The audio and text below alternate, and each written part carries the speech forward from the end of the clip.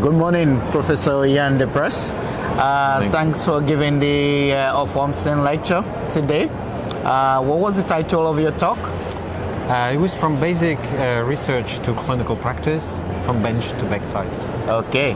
You want to tell our viewers a little bit more about what you talked about?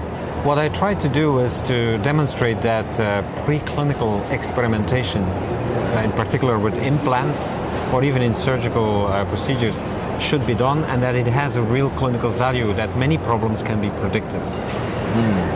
And you talked a lot about meshes and the fact that the current meshes that we have is all to do with the textile type and not the pores as we worry about.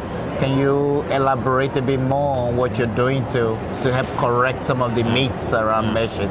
So I think we have gone a long way. I mean, that materials have really improved. I mean, we made them lighter.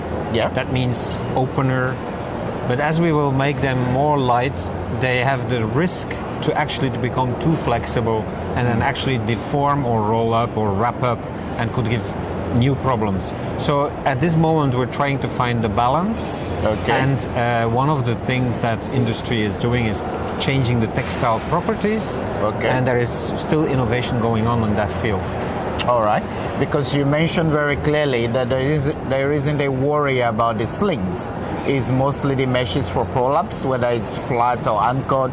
That's where the question is. Indeed, that was our starting point, that the official report for Europe does not question the use of slings. The benefit there is clearly outweighing the risks. The risks are not zero, and the tape material may not be perfect yet. Okay.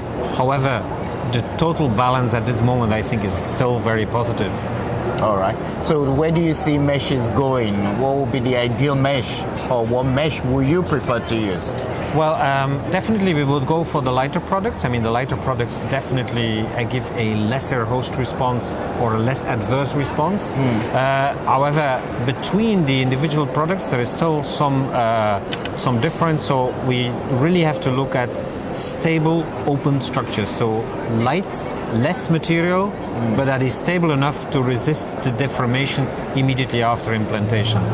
The right polymer, we don't know yet, but in Europe, only polypropylene now is being accepted. So before we move into new polymers, there will be additional research to be done.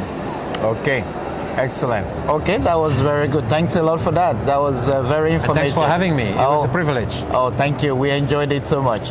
Thank you.